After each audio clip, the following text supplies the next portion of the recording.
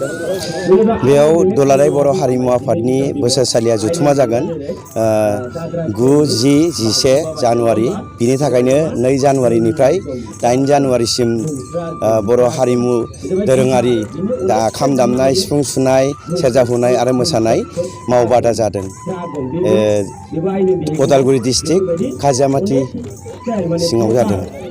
थांखिया जाहैबाय बोसोरसालिया जथुम्माजों लोब्बा लानानै जोंनि बर' हारिमुखौ जौगानाय आरो जि दा दुलाराय बर' हारिमु आफादनि जोंखौ फोरोंगिरि सायख'नानै जि मोसानायनि जि नटेसन, मोसानायनि जि आखु, मोसानायनि जि दामनाय बेखौ गोरोबहोनाय स्केलजों बेखौ जों दा फोरोंनाया 32थि मावबादा जाबाय दिनै बिसिमाव। आरो जों बेसाङाव माबावगोन बेखौ जों नाजाबाय थागोन। बेजोंनो जों दाखालि 31 माबायाव लादोंमोन जों तामुलपुराव। बेयाव जोङो आरो फोरोंगिरिबो सायख'नाय जादोंमोन गोदानै, आरो दाबो जों 8 जानुवारियाव गोदानै सायख'नाय जाबावगोन। मानो होनबा जोङो दुलाराय बर' हारिमु आफादा बे थांखिखौ लानानै बड'लेण्ड इउनिभारसिटिनि आन्डाराव मिउजिक एन्ड फाइन आर्ट्स कलेजाव बर' सेक्सनखौबो सोसननाय जाबाय।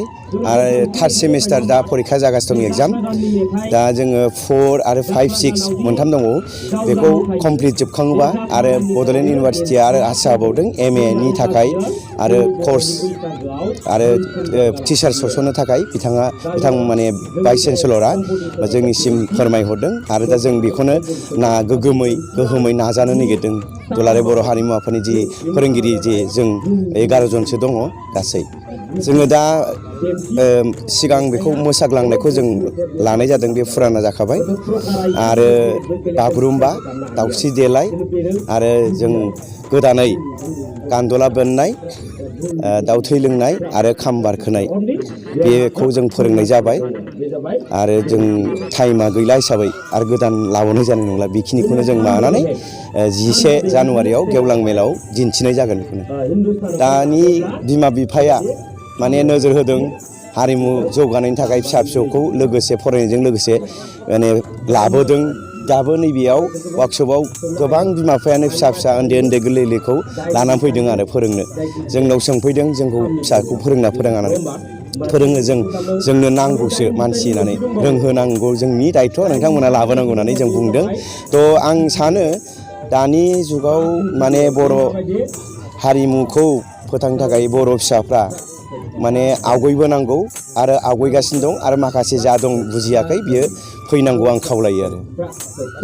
आङो खावलायो माने रायजो राजाखौ, दानि जुगाव जोङो ओरैनो थानानै जुग गैला।